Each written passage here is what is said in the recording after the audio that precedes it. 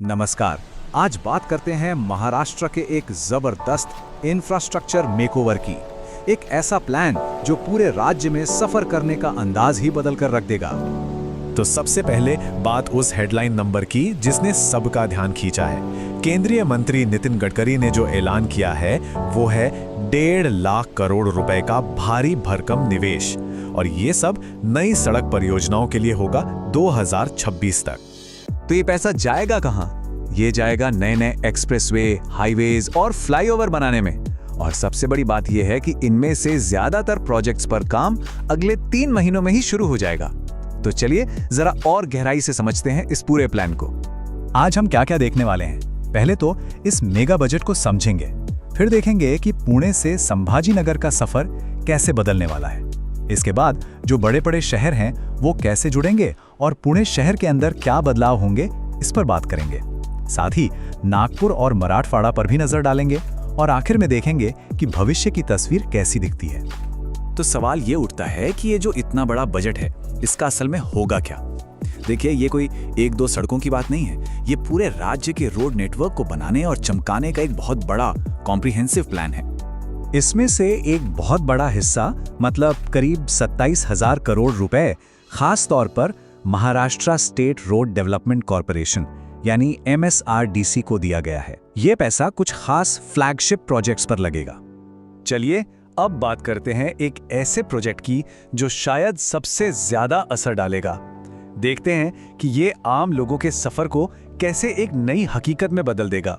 और वो प्रोजेक्ट है नया पुणे से संभाजी नगर एक्सप्रेसवे। जरा सोचिए, सिर्फ इस एक प्रोजेक्ट का बजट 16,000 करोड़ रुपए से भी ज्यादा है। इससे ही अंदाजा लगाया जा सकता है कि ये इस पूरे प्लान का कितना अहम हिस्सा है।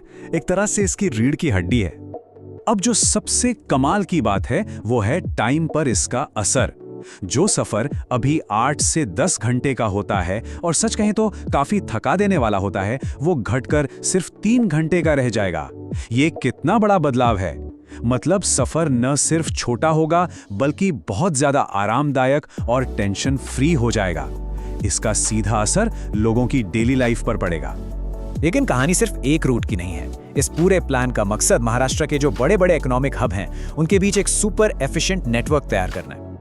इसको समझने के लिए 2 बड़े प्रोजेक्ट्स को देखते हैं। एक तो 15,000 करोड़ रुपए की लागत से एक नया एक्सप्रेसवे बनाया जाएगा जो अभी वाले मुंबई पुणे रूट के साथ साथ चलेगा, मतलब पैरेलल। और दूसरा 7,000 करोड़ रुपए का एक एक्सप्रेसवे पुणे और नासिक को सीधा कनेक्ट करेगा। अच्छा, ये निवेश सिर्फ एक शहर से दूसरे शहर जाने के लिए नहीं है। इसका एक बहुत बड़ा फोकस पुणे शहर के अंदर की ट्रैफिक की जो रोज की सिरदर्दी है उसे खत्म करने पर भी है। जैसे कि 5,000 करोड़ रुपए से भी ज्यादा तो सिर्फ हड़पासर से यवत तक एक एलिवेटेड रोड बनाने में लगेंगे। इसके अलावा भी सैकड़ों करोड़ रुपए दूसरे लोकल प्रोजेक्ट्स पर खर्च होंगे जिनका एक ही मकसद है, शहर को पुराने जिद्दी ट्रैफिक जैम से छुटकारा दिलाना। और यहाँ एक बहुत ही कमाल का इनोवेटिव आइडिया देखने को मिलता है। ये एक यूनिक डबल डेकर कॉरिडोर है। सोचिए, सबसे नीचे सड़क, उसके ऊपर गाड़ियों के लिए एक एलिवेटेड फ्लाईओवर और उसके भी ऊपर पब्लिक ट्रांसपोर्ट के लिए मेट्रो लाइन। मतलब एक ही जगह का 3 लेवल पर इस्तेमाल। इससे जगह भी बचेगी और एफिशिएंसी भी बढ़ेगी। अब ये प्लान सिर्फ पुणे मुंबई तक ही सीमित नहीं है। इसमें नागपुर और मराठवाड़ा जैसे क्षेत्रों में भी कनेक्टिविटी को बेहतर बनाने के लिए बड़े और जरूरी प्रोजेक्ट्स शामिल किए गए हैं। तो यहाँ समझने वाली बात यह है कि यह डेवलपमेंट हर तरफ हो रहा है।